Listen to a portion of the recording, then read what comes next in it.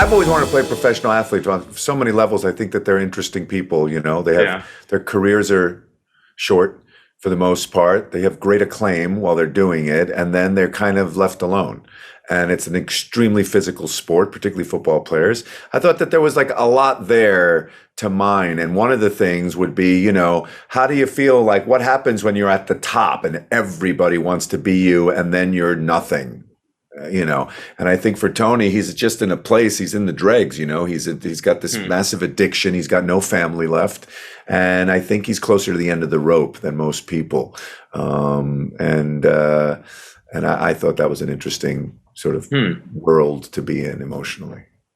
Yeah, I mean, it gets him to this really interesting point when everyone kind of brings that up. And then just a few scenes later, he has this kind of small personal victory where he tackles a goat and brings that back to peace. First of all, the goat that you're carrying, I mean, it looks pretty real. How was that thing to lug around? It was pretty funny, but not real at all. Right. There was a lot, there's a lot of conversation about, do I put it over my shoulders? Do I hold it in front of me? Do I hold it under? It was like, there's a lot of footage of me holding it in different positions so that we could see where we liked it best, cradling it. Yeah. I don't even remember where we ended up with. Did we end up with this? It's very much over the shoulders. It's a power pose. Yeah. Is this a victory for him, really, that's going to kind of, do you think that this will be good for him moving forward? Or is this kind of a momentary thing? Is this like a surface level victory that's really not going to help him in the long run? The goat incident. Yeah, because he seems to get a lot out of it. I think at that point he's not so sure about it, but there's going to be some revelations coming up that I think will be able to better explain the euphoria of that moment. But I think for Tony, I think maybe he hasn't.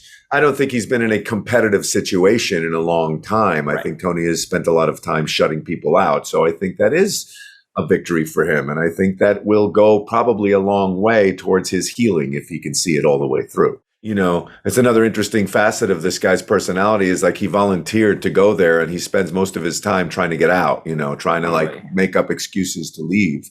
And that's an interesting place to be. That's a really sad place to be. I'm not sure I'm really supposed to be here.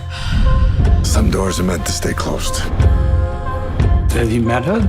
The woman that runs it? She mixes and matches her guests like a cocktail. Supposedly, she completely changes people.